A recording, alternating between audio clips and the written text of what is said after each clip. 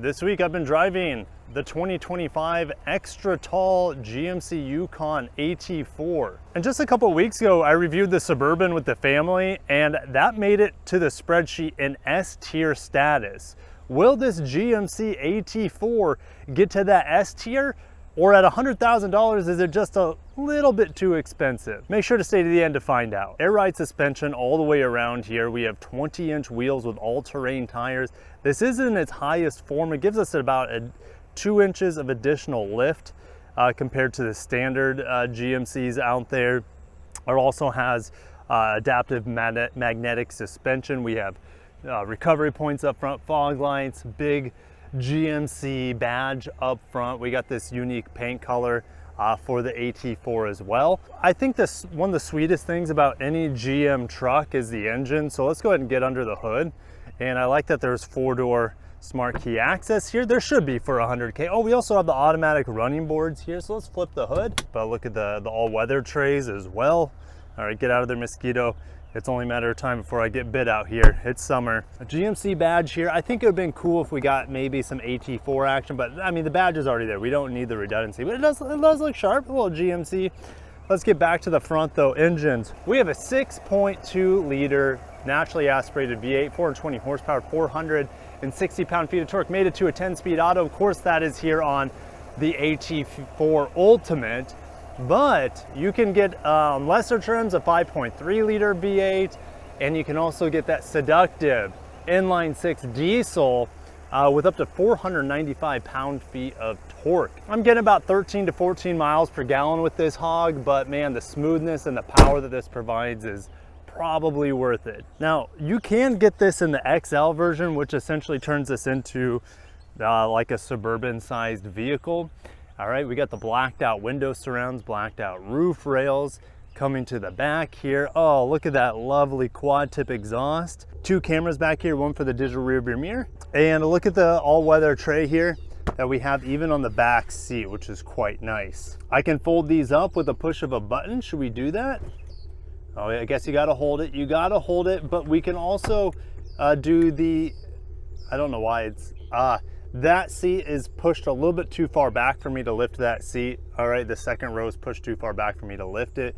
But yes, it is auto, or should I say electronic. And those seats in front of it, what is this? Oh yeah, look at that. Look how easy and cavernous this is for cargo capacity. I'll go ahead and put on the screen, you know, what it's like when both seats are up back here in the third row. Took it to Sam's Club. It's not quite big enough for my family's needs, but I could always get the XL or a Suburban, you know, and call it a day. Let's go ahead and close that rear hatch. And let's move this to some darker areas. Some nice mushrooms growing in my yard there. Yes, this does have the optional second row entertainment system. I never really recommend these in any vehicles nowadays. Just go ahead and get an iPad and take it with you, or even like a Amazon Fire tablet. All right, I will say, like, this is, you know, it's not the easiest vehicle to get into that third row of seats. I mean, there's no shortcut. I can fold it flat, I can move it forward and back, and probably back, and then getting across the seat's the easiest way, but there's no, I'd say, like, secret button to get in the back seat. That's a little bit easy. You even have the AT4 treatment back here. I like the vents right above the heads of the passengers. That's great. Huge window, USB-C, small cup holders, could be a little bit bigger. I mean, look at all this space back here. They could have put a bigger cup holder. Nice soft pad though. This is a 3-seater in the back. This thing, the Yukon, optional 8 seats with the lower trim level, this one being a 7-seater. We still have that rubber floor back there. Now, looking at this area, we do have heated outboard seats. At this price, I'm almost expecting ventilated outboard seats, but you probably need to get the Denali instead of this AT4 Ultimate. 2 HDMI inputs. I mean, you could do one from like a Nintendo Switch, I guess, and maybe one from a computer or a tablet or something. All right, but this touchscreen climate control is pretty nice, pretty nifty. I like it. Cup holders right here, but again, they look kind of small. All right, we have that panel roof above us. Let's go ahead and open it all the way. Panel roof in big SUVs really brings extra light into the cabin. And like I said, I like having the big windows in the back to give more space, or should I say more light for the people in the back. Speaking of more space though, this does curve up. I had good headroom in that third row seat, so adults can fit back there. They're just not gonna have the most legroom, which is pretty obvious. Just go get the 3-row XL version of this, or should I say the extended version of this. Good legroom here, but this seat is all the way back. And you know, I'm gonna get into the front seat here in a little bit. And yes, it has a beautiful head-up display, 16.8-inch touchscreen, ride height control up there, you know, sport mode control, all that fanciness. But I'd rather just drive it and tell you what I think about the upfront living experience and driving experience. So let's hit the road. All right, leaving Sam's Club parking lot, and this is quite the grocery hauler, as you guys saw already. 360 camera here. It's very high resolution. That's what you want to see. And I do have parking sensors as well, so that's good to have. All right, and this V8, of course, at idle is what a V8 is. It's incredibly smooth, has a beautiful low hum to it. Really enjoy, even with the size of this vehicle, I enjoy driving it at low speeds. And you know, as it's a focused off-roader, it's going to be, well, more than capable of doing low speeds as well, except you'll be driving over things instead of a parking lot. But I mean, let's be real, the vast majority of people buying a Yukon AT4, they're going to be doing what I'm doing, picking kids up, transferring groceries, all that family stuff. All right, I like the wood up here. It's a pretty like no frills interior besides like the nice wood here. I do have nice stitching. I'm super comfortable in these AT4 seats, and I'm happy that I have ventilated seats. I think it was the Suburban that I reviewed that didn't have ventilated seats, which is just strange. Okay, I'm not gonna do pedal to the metal because I have a bunch of untethered groceries back there, but the powertrain, I mean, what can be said about it other than it's silky smooth, beautiful sound to the V8, pulls hard, 420 horsepower, 460 pound-feet of torque. You can tow a lot with this truck too if you need to. So it's like, you know, if you missed my review with the Suburban, this is very similar. However, it's not quite as smooth. Yes, what's she doing? That lady just walked out into the road. I don't understand people. Maybe they're waiting for an Uber because they live in a gated community. That's my guess. Anyways, it's not quite as smooth as the Suburban is. And maybe it's because the suspension's tuned for off-roading. I'm not quite 100% sure. Is it still smooth? Incredibly smooth. And the powertrain, the 10-speed auto, it's just you feel more with this truck. And maybe that's for intended purposes because it's an off-road. I'm not quite sure. All right, but it's not quite as buttery smooth. Maybe it's because the wheelbase isn't quite as long as it was in the Suburban. I know you can get that extended wheelbase, of course, here in the Yukon with the XL trims. Ergonomics here. Well, I'm happy with the steering wheel. I like how you have your preset buttons on the back of it, volume up and down on the back of the steering wheel. I haven't been playing too much with this area right here, but it does allow me to put my Google Maps up there. Also, as well as Android Auto. I know I can get the night vision going. It says it's starting right now, but I've only used it at night. I haven't tried using it during the day, but it works during the day, right? It's kind of like that infrared. It's kind of hard to see. Go figure during the day what you're making out, but I think it's pretty fascinating with the infrared. It's kind of like a geek thing, seeing under the car in front of me with the infrared. It's fun. All right, but it's really not practical for daytime usage. And you could argue that it's not that practical for nighttime usage. This screen, I want to say it's like 17 inches or something. Okay, what's the good about it? Well, when you're not interacting with it, let's put in my Android Auto. Like, it is just incredible how big the Android Auto is in here. I'm a huge fan. Yes, Google built-in Maps is even bigger. All right, but you know, realistically, once you run out of the free trial, most people just use your Android Auto, and you can see how simple it is, as at a stop it is to play around with this. Unfortunately, you can see how small the individual buttons here.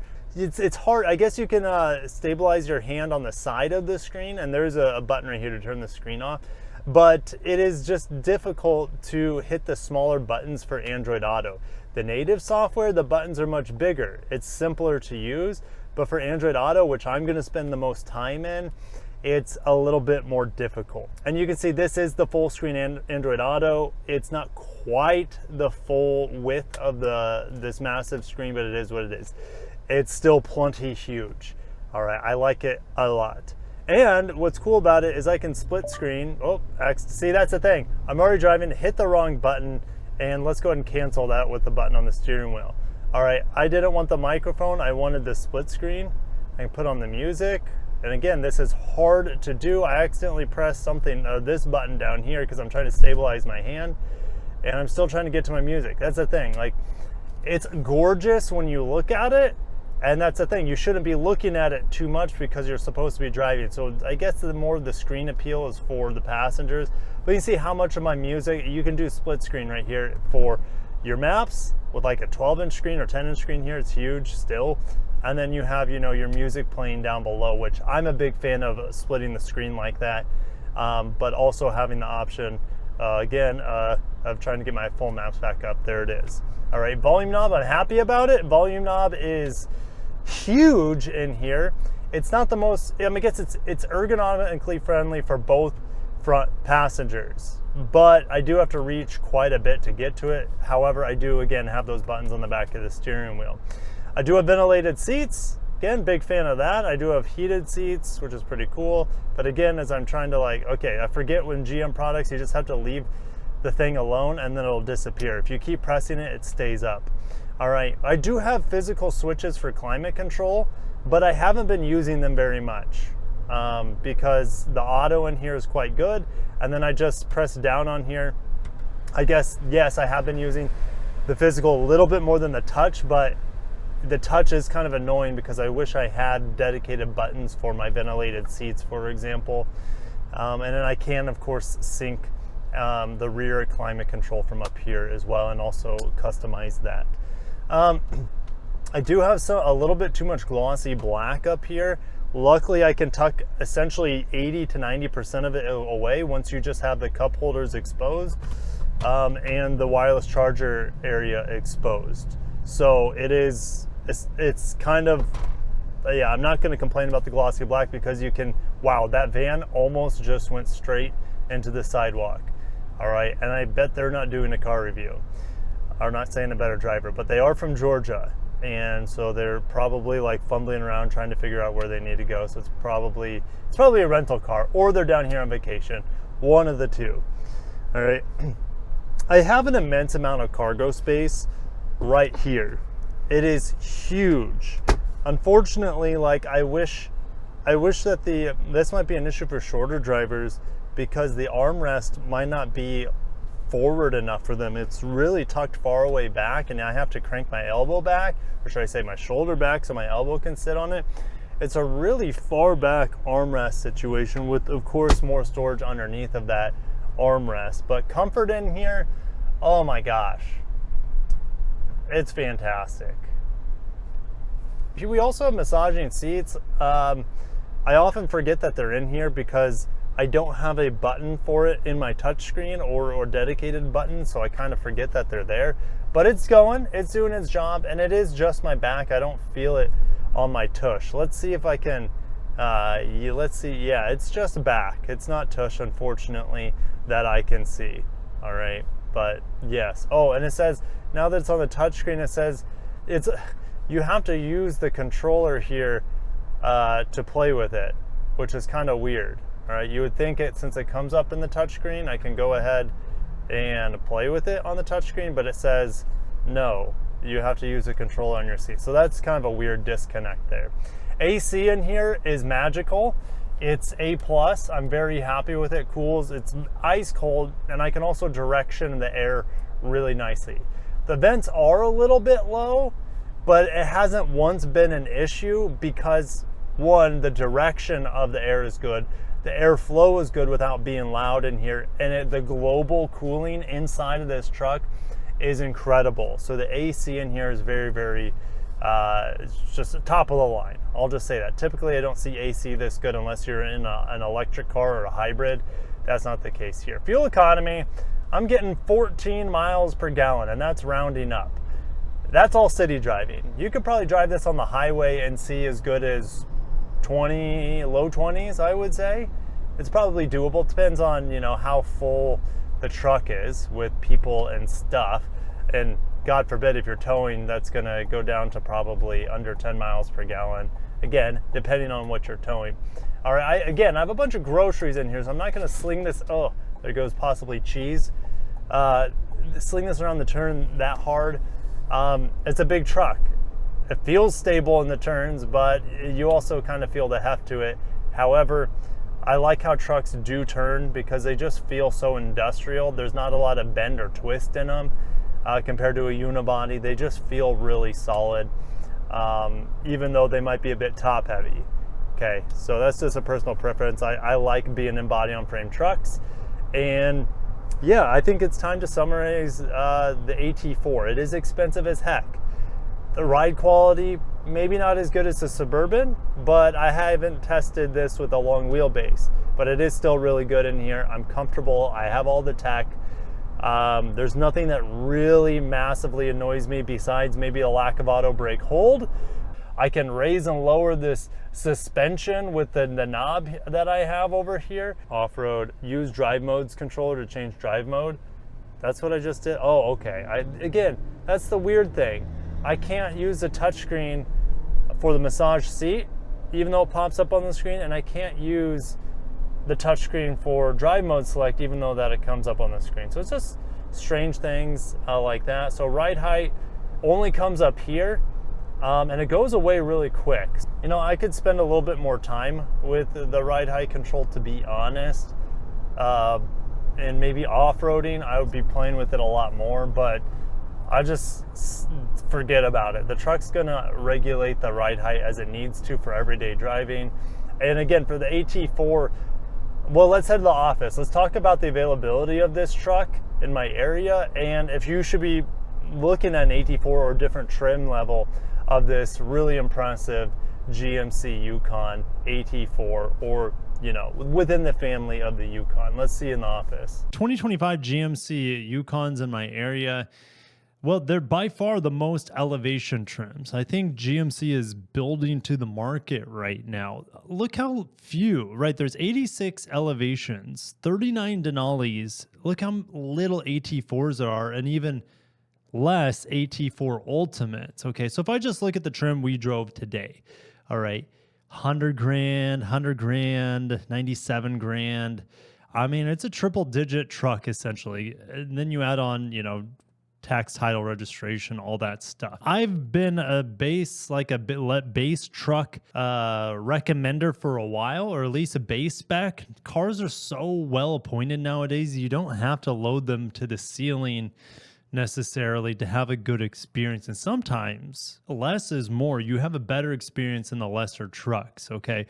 I think, you know, in my area anyways, just about everything is two-wheel drive. Obviously, the AT4s are 4x4 only. What about the Tahoe? What about like an entry-level Tahoe? I know that they're going to have cloth seats and whatnot, but there's nothing wrong with you know, a Tahoe for the same price. Remember, it's essentially the same truck. You pick which one you like the styling of more. Personally, I like the Tahoe styling better. Let me know if you guys agree. I like the Tahoe / Suburban styling better than this GMC Yukon. All right. And that's even post refresh. So I'll see you guys in the comments there. So what I think about the Yukon AT4 Ultimate, I like the Chevy product better. I think from an ergonomics perspective, I enjoyed it more. The screen wasn't as massive. If this is a close relative to the Suburban, which made it S tier, where does this AT4 fall? Well, the AT4 Ultimate I don't think is a good buy whatsoever. If I'm spending $100K on a big body on frame off-roader, I mean, I'm probably looking at a QX80 or the Lexus LX hybrid over trail, with the LX being the king of luxury off-roaders. So, I mean, this one's it's tough for me because I see diminishing returns on this product over the Tahoe, the Yukon. So for me, it's still a good vehicle. The Ultimate's not a good buy. The Ultimate's a solid buy. I mean, it's not even that. I wouldn't even say it's that. I would say the GMC Yukon, as a slightly more upscale Tahoe, is an excellent purchase. I don't think the AT4 is an excellent purchase though. All right. So it's tough for me to grade this because I want to grade it based off of the other trim levels, and I don't have them available to me right now. Here's the thing, I have to review it essentially, and I tend to. I don't always, but I feel like I'm most true when I review it based off the trim level I'm reviewing. All right. So the Yukon AT4 Ultimate, I think it is just a solid buy.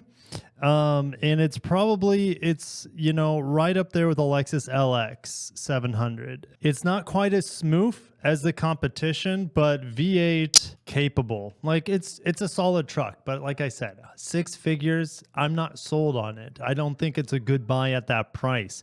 That's why you look at something like a Tahoe, a base Yukon, 2-wheel drive. Like I'm convinced that I'm not going to get a much better like I said, diminishing returns. So I want to see what this is equipped like. All right. No, the wheels aren't the off-road wheels. I don't have a skid plate on this, but look, I have rear folding seats like I had in the AT4. Should I say electric folding seats, which is nice. I still have a nice Bose sound system in here. I don't have the wood, but I'm okay. And I don't have the fancy AT4 seats, but that's okay. Right? I have heated outboard seats. Like I still have the massive screen for better or for worse. So I don't feel like I'm missing out on much. And I know you can't get the 6.2 on the Elevation. It's either the 5.3 or the diesel, which I really want to test out the diesel. I'd probably more than likely love it. More than likely. I'm a big fan of diesel engines. All right. So yeah, I just don't see, yes, it has ventilated seats. And yes, it has a massaging seat. Yes, it has a head-up display. It's fancy, but not 100K fancy. That's where I struggle with the AT4 Ultimate. Maybe the standard AT4. Let me look that up because I didn't look that up. Let's look up the standard AT4 because the slot's right above the Elevation, the product stack. And here you go. Here's one for 76. That makes more sense. So you get over 80K. I'm just rolling with the Suburban. I mean, that thing is going to be perfectly fine off-road if you need to take it off-road as well. So I'll see you guys in the comments. Are you a Yukon guy or are you a Tahoe guy? Are you a Suburban guy or Yukon XL guy? Are you just an Escalade guy? Or are you none of the above and you would rather have, as I would probably rather have, a Nissan Armada? All right. Me personally, since I have so many kids, I need something like the Suburban. But I probably like the Armada right up there with the Suburban. Do you disagree or agree with my assessment of the AT4? Fantastic truck. No major issues with it other than the extraordinarily high price tag. And for that, I'd rather have so many other vehicles and possibly save money too. Like the Patrol/Armada is fantastic. All right. So anyways, I'm going to shut it down. Thank you guys for watching. Stay tuned for more reviews. I mean, Chevy's been sending me a lot of stuff. GM has been sending me a lot of stuff so far this year. So if you want a particular GM product, I still have never driven the new Corvette. Maybe I can get that on the channel, but I rest my case. Have a great day and I'll see you in the next one.